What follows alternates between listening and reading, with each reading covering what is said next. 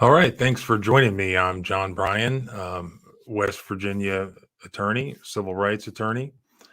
And let me give a few seconds here for people to join on. You know, uh, Freedom is scary. If you haven't heard the explanation before, now you know. Freedom is scary. In order for Americans to possess firearms, it's going to scare some people out there. In order to have medical freedom, there are going to be potential safety risks. Freedom is scary. Uh, what I wanted to give an update on is a First Amendment case. Now, I haven't posted a lot or talked a lot about this case, but this is the case of my two clients who were school bus drivers in Jefferson County, West Virginia, which is up in the Eastern Panhandle, closer to Washington, D.C. In this case, and then there's one of my clients right there. I'm glad I checked the comments. Hi, Pamela. And the reason why, for one thing, I haven't given an update in this case in quite a while. But secondly, we had some events happen on Monday, and I wanted to give an update on where things were going with this case. So you may have seen this case in the news, and in the description, I believe I linked my first post that had a copy of the lawsuit that we filed. But my two clients are school bus drivers in this county, and they attended the Trump rally on January 6th, and they didn't anywhere near what was happening at the Capitol. Didn't even see any of that stuff that was going on. Didn't even know about it until I think they were on the bus on their way home. And to their surprise, a few days later, they got a letter from the superintendent of their school district informing them that they were suspended. And in fact, I have a copy of, well, let me even back it up because I don't think this has ever been heard before. How did this happen? Well, here is actually the first step. This is a voicemail that came in to the superintendent's office. So let me see if I can play this. Hi, I just want to inform you that you have a bus driver working for your Board of Education by the name of Pamela McDonald, who is on Facebook bragging about going to the riots that happened to the Capitol on January 6th with Patty Lawson, Joyce Smith, Lisa Murphy, and Tina. Hopefully you can hear that. If this is the kind of employee that you are proud to have, I think that needs to be made public. And if this is the kind of employee you do not want to have, it needs to be made public. She's a seditionist. She is participated in a seditious and treasonous act and acted as a terrorist. She helped to incite violence where people died. I understand you are closed, so I wait till tomorrow to make it public. After that, it will become public. Thank you. Received. Saved. End of new messages. You have no new messages. To send a message. All right. So that was a voicemail among many others, but that came into the superintendent's office regarding this incident. But this was supposedly the voicemail that was the complaint that resulted in these two school bus drivers being suspended for jobs. So that was the voicemail complaint that came in. Hopefully you were able to hear it. What woman alleges is that Pamela McDonald, and that's one of my clients, is on Facebook bragging about being at the Capitol on January 6th. And then she goes on to talk about sedition and terrorism and all sorts of stuff. So that is just the random, not quite completely anonymous because we know who it was, but that was the complaint that came in through the voicemail. And then after the complaint, then came the suspension letters. So I think I have those up here to show you.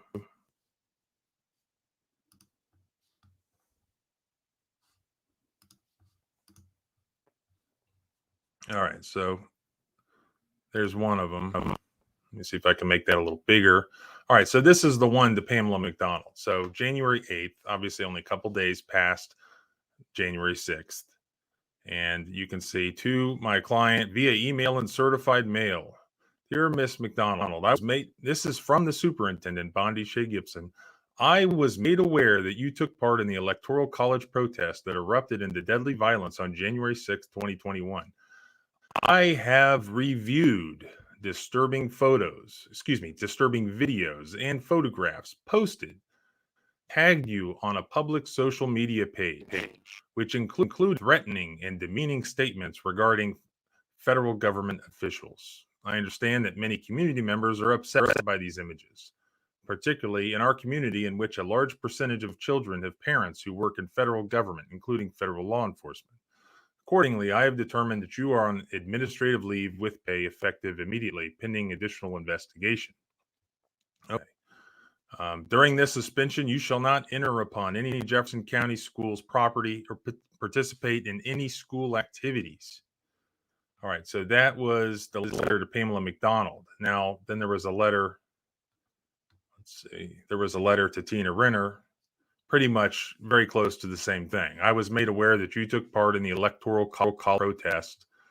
I have been provided, and that's key here, I have been provided videos and photographs posted on your public social media page that collectively threaten and demean public officials. These images and statements are a cause for grave concern in our community. So you heard the voicemail, and now you see the letters that were received.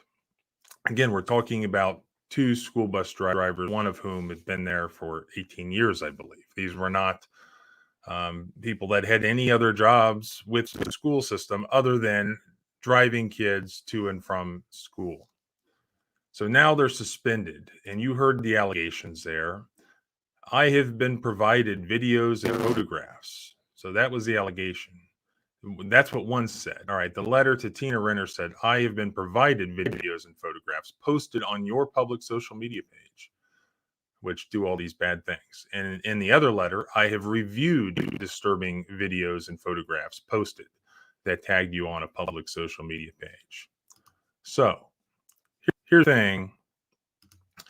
When you look at their social media, and since then, all this has been sorted out. In fact, Pamela McDonald, the first letter, and that was whom the lady accused in the voicemail of posting things on Facebook, hadn't posted anything at all. In fact, she was merely tagged in somebody else's Facebook post, and that was just a Facebook post that took place, I believe, on a bus. Just a bunch of ladies on a bus participating in a Trump rally. Had nothing to do, wasn't even taken at the Capitol, had nothing to do with the Capitol.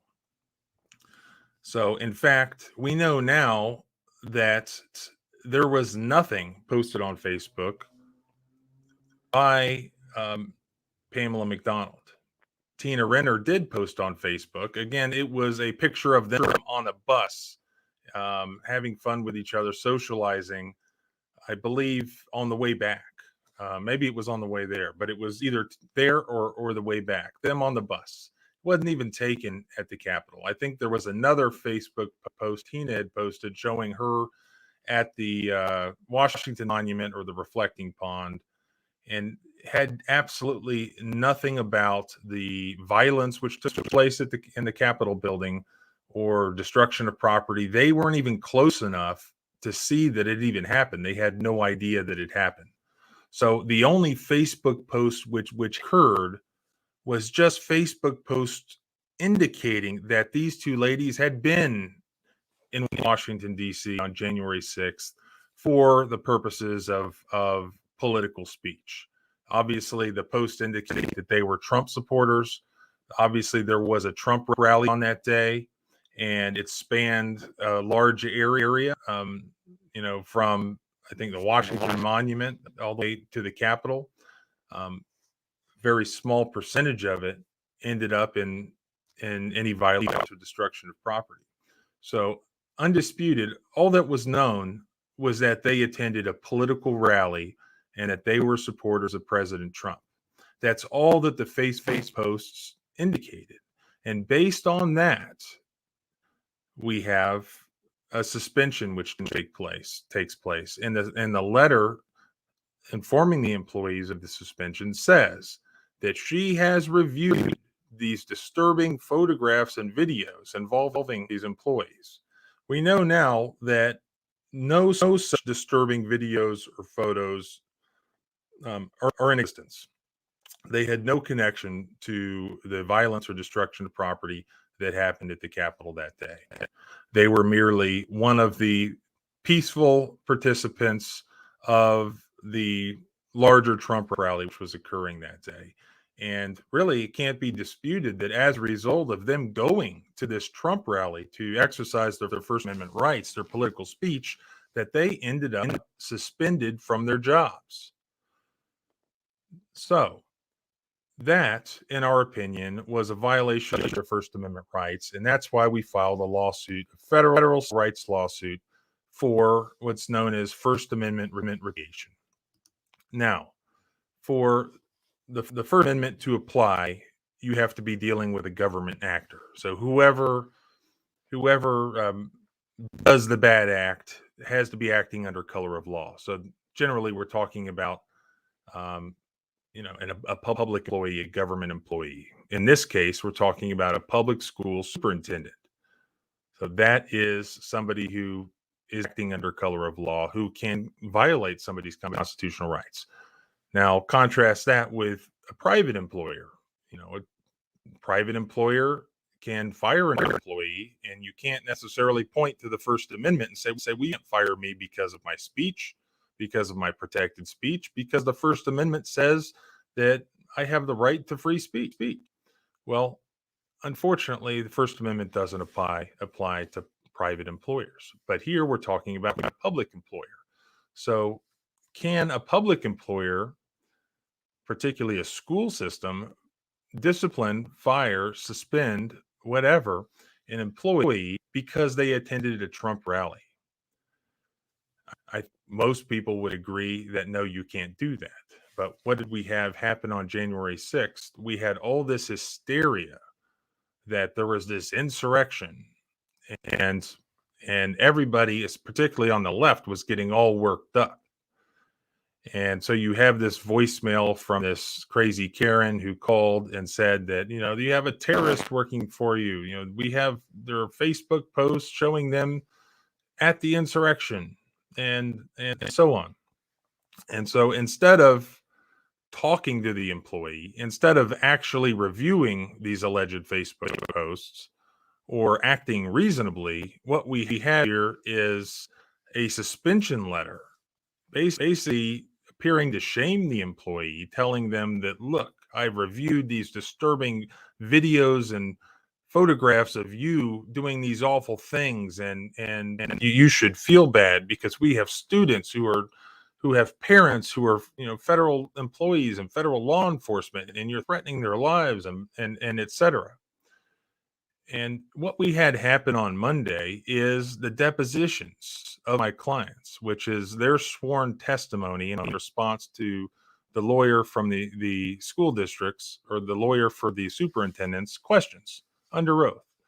So they testified on Monday. We did this up in Jefferson County, and they did really well. But to make a long story short, through the discovery process that we've engaged in so far, it doesn't appear that these so-called disturbing videos or photographs ever existed. It doesn't appear that there was any other evidence upon which they immediately suspended these ladies other than this one voicemail, which at the deposition they played over and over again. Well, don't you see that there was a complaint? Don't you think a complaint alleging that you have a terrorist working for you is a serious complaint that needs to be investigated? So that's what it appears that they sort of basing their defense on is, look, there was this voicemail. See, there was this voicemail. We had a complaint that was very serious. It had to be investigated. All right. So my question is this: if I were to call any school district in the country and say, you know what, you have an employee who's working for you, or you have a superintendent that's working for you, who in my opinion is a terrorist because they've posted something on Facebook that shows that they went to a some sort of Democrat rally. Would that ever result in the immediate suspension of the employee, pending investigation? So they suspend the employee first, order them not to be on school grounds, and then investigate. And then as a part of your investigation, you don't even ask the employee to, what they posted on Facebook or whether they came anywhere near the Capitol that day. No. I think what what we've alleged and what I think the evidence shows here is that these two ladies were suspended from their jobs fairly attending the Trump rally on January 6th. And because a lot of Democrats, a lot of leftists believe that any of the several 100,000 people there that day, they're all collectively guilty of an attempted insurrection. That's what they believe. And what is that? What is that in reality? If your facts are these two ladies were nowhere near any violence, they were nowhere near any destruction of property, they had Trump hats on, they maybe had Trump flags, or they had Trump shirts on, and they were expressing their political speech, their political support for President Trump, and they get suspended or fired because of that. Well, what is that? That is literally retaliating against somebody because you disagree with the viewpoint that they're expressing in their political speech. And in my opinion, and what we've alleged, that's exactly what happened here. So, First Amendment retaliation is in and of itself a civil rights violation that you can assert under Section 1983 in a civil lawsuit. But again, you have to be dealing with a state actor. You have to be dealing with a defendant who is a government employer or a government agent or a government official of some sort, who is acting not in their private capacity at home, in their yard or something like that, but they're acting in some sort of official capacity. So, to succeed on a First Amendment retaliation claim, you have to show that you were engaging in protected speech. So, is going to a political rally, a Trump rally, or even a Biden rally, waving a Trump flag or a Biden flag, wearing a Trump hat or a Biden hat, is that protected speech? Absolutely. There are lots of cases out there, and there's really no dispute that going to a rally, and especially at the national Capitol in support of a political candidate, is First Amendment protected speech. Absolutely. Now, if we look at the people who got in trouble at the Capitol, who went inside, who engaged in any sort of violence, who broke windows, stole things, is that protected First Amendment speech? No, that's not going to fall within the parameters of what is protected speech. These ladies are not alleged to have done any of that. I don't know the crazy Karen who called in the complaint even alleged that. She said that Pamela McDonald was posting on Facebook, which, first of all, she didn't post anything on Facebook. She was merely tagged in someone else's post, and it showed them smiling and wearing Trump hats on a bus. Literally protected First Amendment activity. So that's the first element, that if you were ever going, and I think we're going to see these more and more, First Amendment retaliation lawsuits. So number one, the speech was protected. Number two, the alleged retaliatory action adversely affects the protected speech. So, does getting suspended from your job adversely affect protected speech? And that may be an issue to decide in court, in my opinion. And as we've alleged in the lawsuit, absolutely. Who's going to go to, if this was allowed to stand, say these ladies were even fired, do you think anybody would ever openly go to a Trump rally? No. No, that would definitely chill any future speech. Or say they got away with this and suspended them for a time, dragged them through the mud a little bit, and then let them have their job back. You think they'd ever go to a Republican or conservative political rally ever again? Especially maybe you have teachers who are outright communist in the school district, and maybe they've been to Antifa rallies. Maybe they've been to Joe Biden rallies or Joe Manchin rallies or Bernie Sanders rallies. And have they been suspended from their jobs? No. So you have the government choosing which viewpoint is going to suffer retaliation and which viewpoint is not going to suffer retaliation. So there's a great argument to be made that the retaliation of suspending an employee and sending them this letter, even though they're still being paid on administrative leave, and that's sort of their defense, and that comes up in some of these cases, is, well, they were still being paid. They did that on any money, but I don't think they get it. You know what? It's not about money. It's not about, the only way to infringe on somebody's constitutional rights isn't to cause them to lose money. That has nothing to do with it. The damage, the injury, is a constitutional injury. It's a constitutional violation. Doesn't matter if it didn't cost me $2. It's a constitutional injury. And in fact, when you try these cases, there's even a jury instruction that goes to the jury that says, if the plaintiff proves a constitutional violation, that their constitutional rights have been violated, you have to at least award nominal damages. You have to at least award damages in the amount of $1, even if you don't think that there were any monetary damages for the plaintiff. Now, if you are able to prove one of these cases, even if you get a jury verdict for $1 because it's nominal and other than a constitutional injury, there's no financial damage which occurred, then you still get your reasonable attorney's fees and expenses. So the jury may award $1, and depending on how much litigation has taken place, there may be attorney fees of $100,000.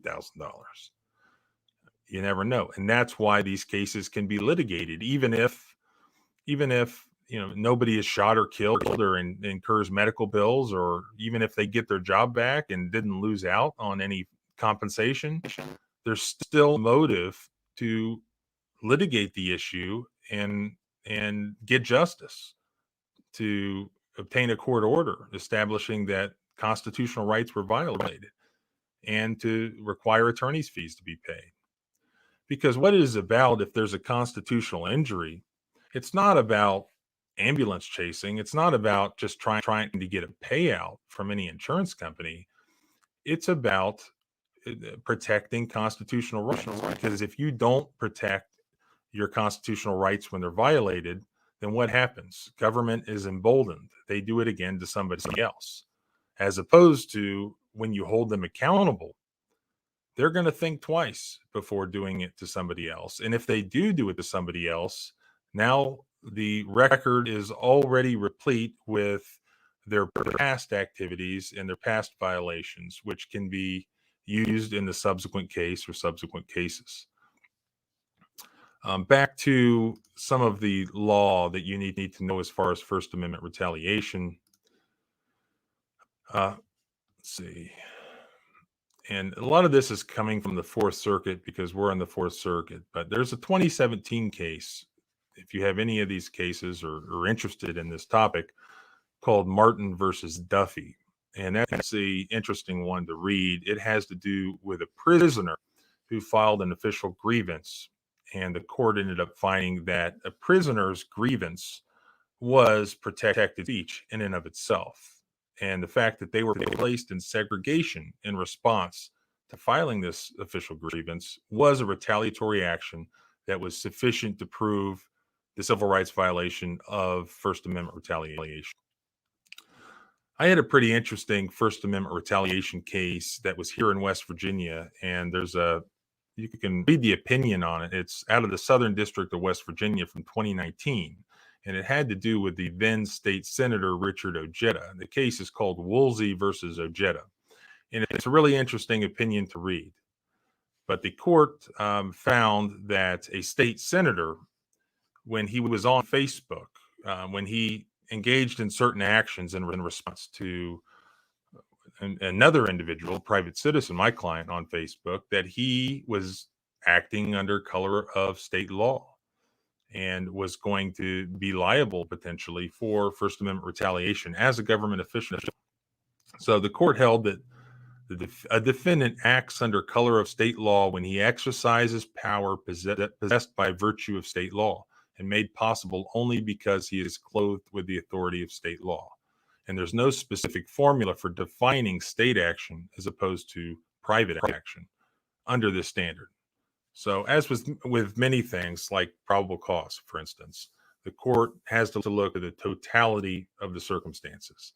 So that's another issue that you have in a lot of civil rights cases, but particularly these types of cases is, was the defendant acting as a state senator or acting as a superintendent, or were they acting in their private capacities? So for instance, if a public employee or a politician or a superintendent or whatever were to say defame somebody or call them names or just attack them on social media, is that First Amendment retaliation? And there are some cases on this, including this one that I'm talking about, the Woolsey versus Ojeda case. And the court goes into here and says that, probably not, because you have to have something more than just, critical words or something like that.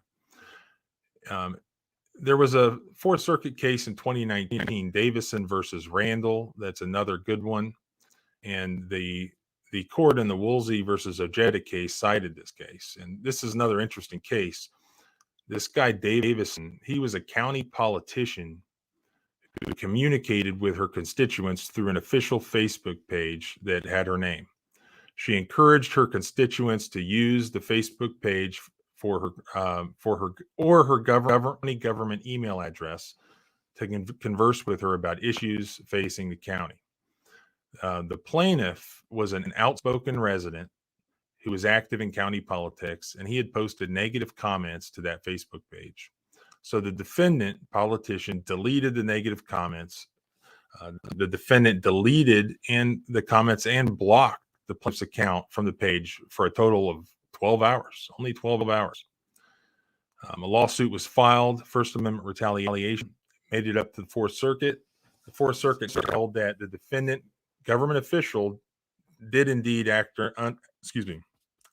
under color of state law because of this particular facts of that case, because the way she administered her Facebook page, the way she banned the plaintiff from it. The court explained that this lady used the page to, quote, further her duties as a municipal official, to provide information to the public about her official activities and solicit input from the public on policy issues. The court further noted that her page described or was categorized as that of a government official, identified her, the defendant, according to official title, and provided an official email address. So one of these .gov email addresses in the contact information. So based on that, she wasn't acting as a private citizen when she banned this guy and deleted all his posts, and therefore she was retaliating against him for his First Amendment speech. So generally, a plaintiff suffers. So there has to be some adverse action. So a plaintiff suffers adverse action if the allegedly retaliatory conduct would likely deter a person of ordinary firmness from exercising their First Amendment rights. So that's often the issue that comes up. Is suspending an employee for several days with pay, is that sufficient to qualify under First Amendment retaliation? Well, the question is whether that action would likely deter a person of ordinary firmness from the exercise of First Amendment rights. And I guess that's why we build courthouses. Looking at the totality of the facts of this case, that's what's going to have to be determined at some point. Is that enough to suspend somebody, to send them that letter? enough that would chill a person of ordinary firmness from exercising their First Amendment rights? And as I would argue, as I just did a few minutes ago, I think so. If you get disciplined at work, if you get a letter like that, if you get suspended because you went to a political rally, well, if you want to keep your job, your livelihood, you're not going to do it again. That's what a reasonable person would do. It doesn't have to be the standard of a courageous person. It doesn't have to be the standard of a political activist. It's just the reasonable person standard. So that is the civil rights violation of First Amendment retaliation. And I think it's not even used as much as it occurs in our world, especially today. And it's occurred a lot in regards to the January 6th, the day of January 6th.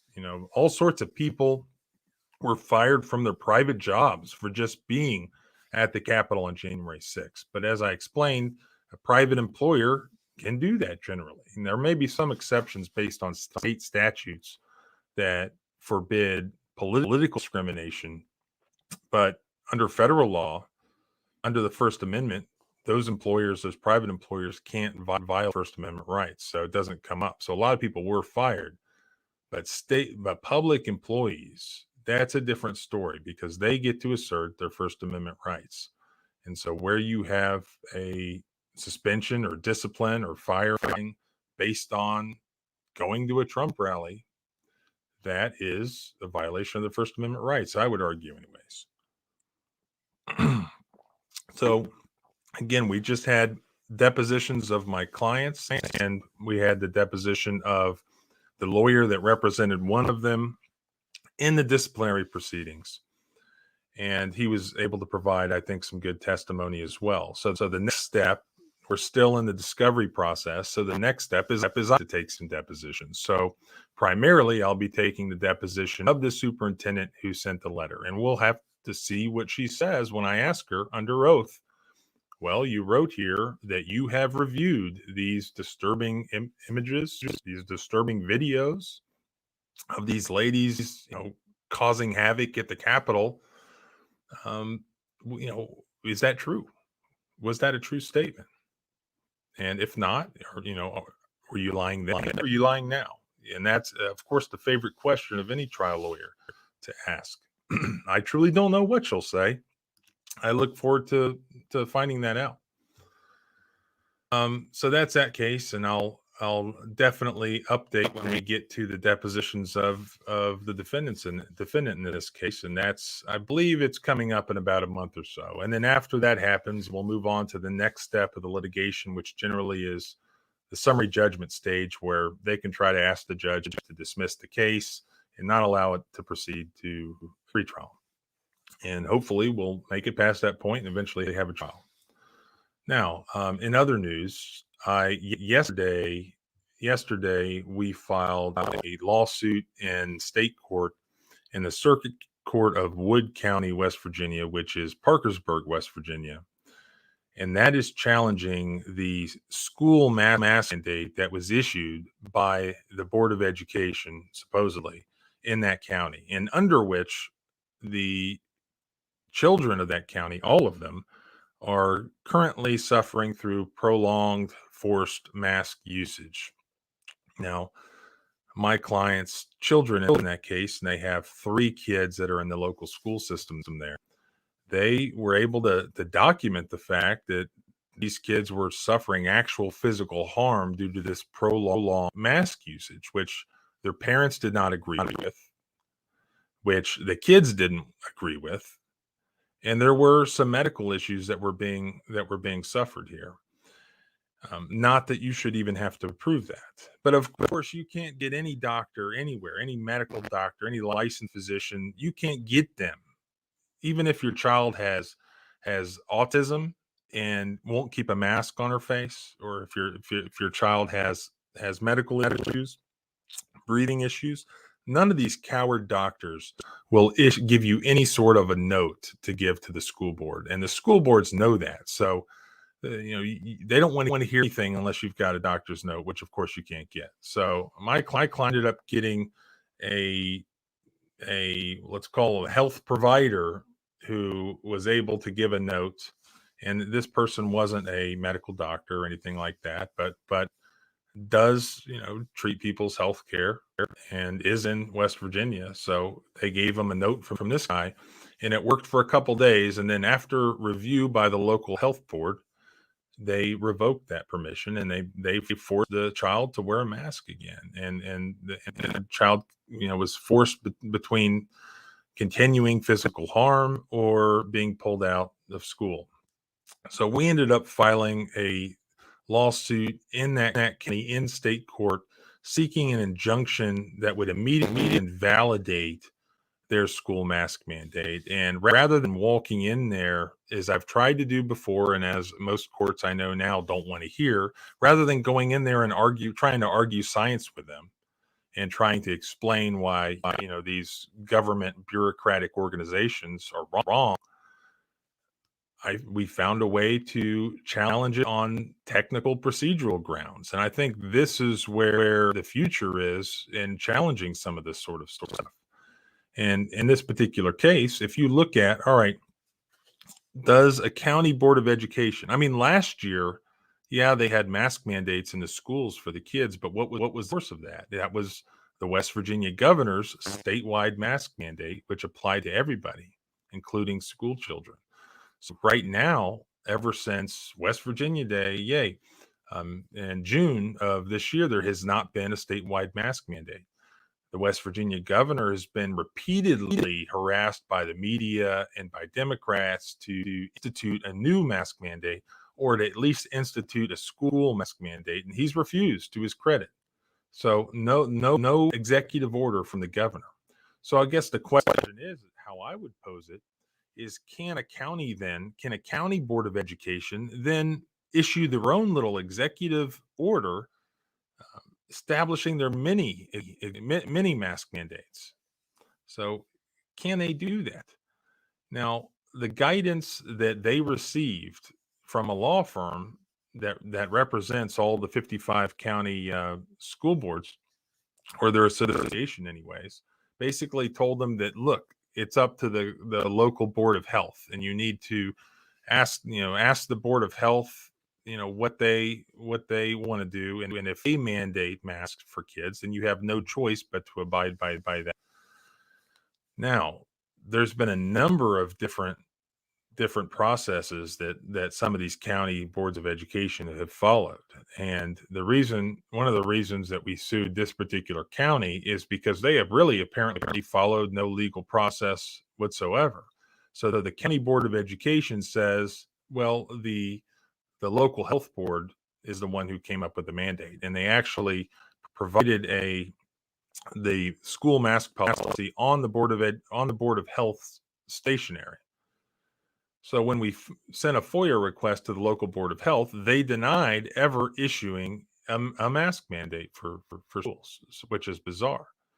So who put it on the letter? Who issued the mandate? Did the board of education do it on their own? Do they have the power to forcibly mask kids? I would argue that they don't.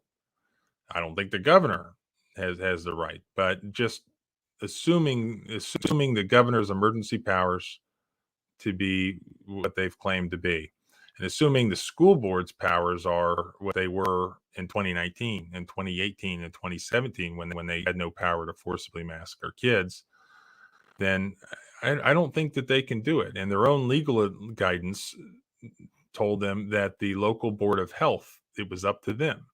Now, if there are rules for how a local board of health has to act, and this is a way to challenge not only these mandates, but other sorts of actions from the boards of health.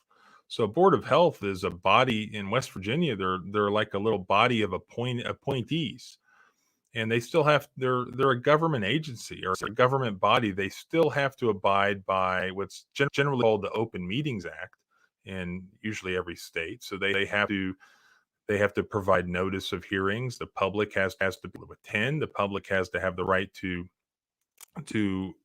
be heard.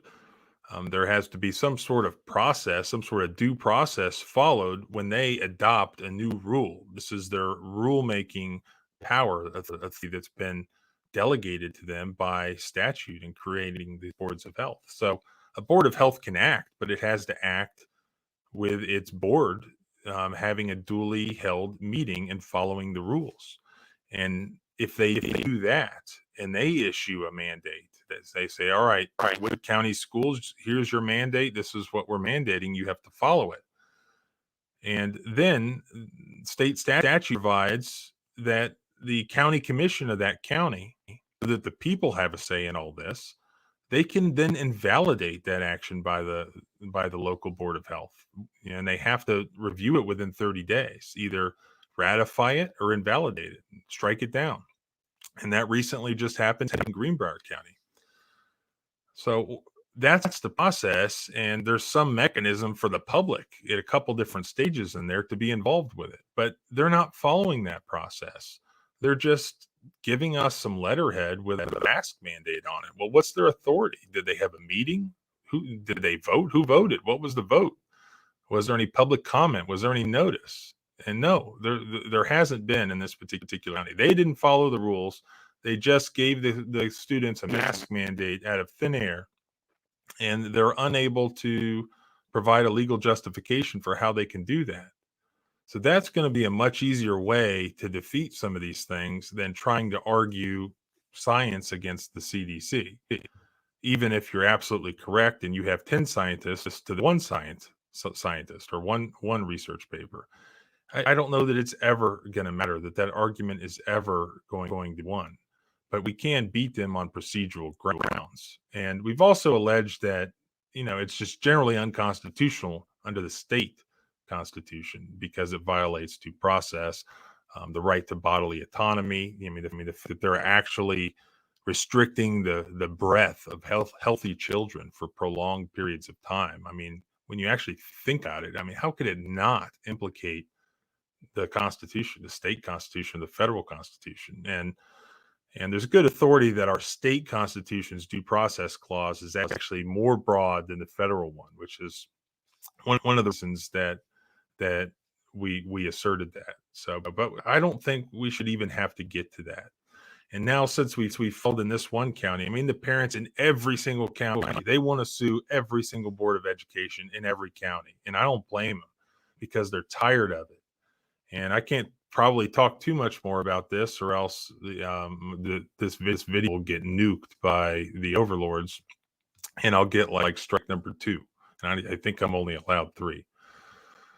So that's what's going on with the mass case that we filed yesterday. I believe that they've already indicated that there will be a hearing already on Monday, the afternoon of Monday, October 18th. So this coming Monday. So we're hoping that that the judge will issue, a preliminary injunction at that time, or a temporary restraining order, but it would be probably a preliminary injunction after a hearing, that invalidating it and freeing the breath of every healthy child in this school system who doesn't want to wear this mask and wants to make their own choices.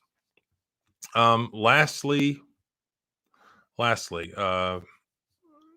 and here in 15 minutes anyways, I'm participating in a Zoom meeting. And this is primarily for West Virginia, but a lot of this is federal law. It's going to be pretty much the same anywhere for the most part. But the Zoom meeting that was set up by a friend of mine, former gubernatorial candidate and former West Virginia delegate, Marshall Wilson, for healthcare personnel who are currently faced with losing their jobs due to the employer mandates that are currently in place. And I've been spending a lot of time on this lately, and really to give it to you in a nutshell, I encourage you to, if you're in that position or you have a family member in that position, definitely log on to that Zoom meeting. It's free. It's not just me on there either. But hear more details about it. Now, the best thing going is the religious exemption. It really is.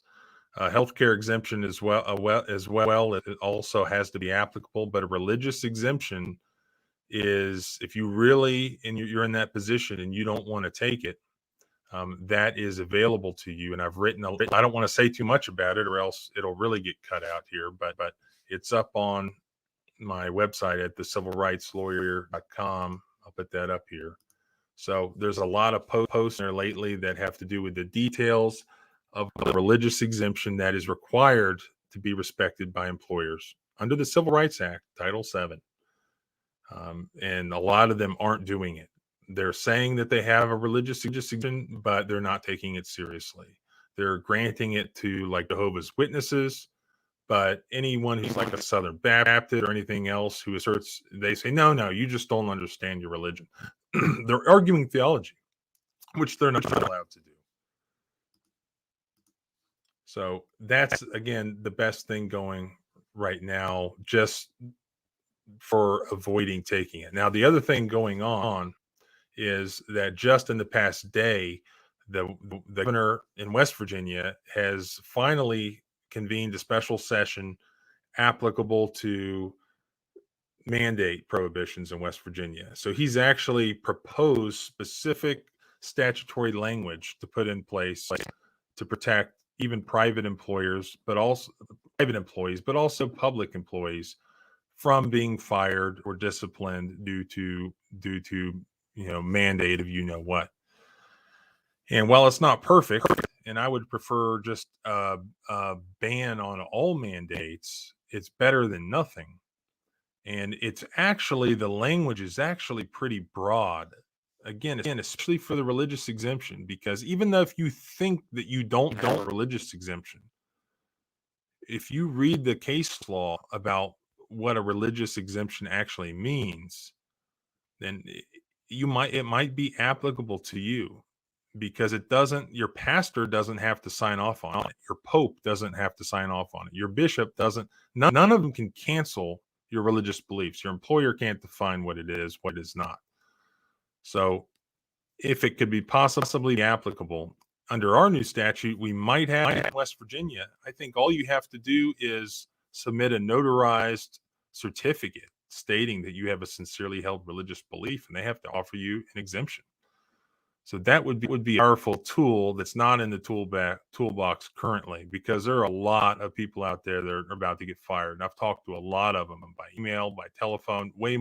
There are way more than I even have time to talk to or to respond to via email. So I know that there are a lot of people out there that are about to lose their jobs, and a lot of nurses. I mean, nurses who worked all last year and were exposed to this thing day in and day out. And a lot of them never even got it, probably because their immune systems are unreal. And now they're just going to be fired. So I think the legislative action is the best thing that can, but I think it'll make the possibility of court challenges, especially for people who are fired, even better. So let me stick one last thing in here for anyone who's interested in the religious exemption issue. Remember, you have to communicate that to the employer. You can't get fired and then say, but I had a religious exemption. No, the court cases require that it must have been communicated to the employer. So you have to properly document before you get fired that you communicated your religious beliefs in your request for an exemption to your employer, and either the employer ignored it or they wrongly denied it, and then you can challenge it after the fact. And if you win, you can get damages, your lost wages, and you can get your attorney's fees if you follow the process. But if you never communicated that to your employer, you're just going to be, out of luck.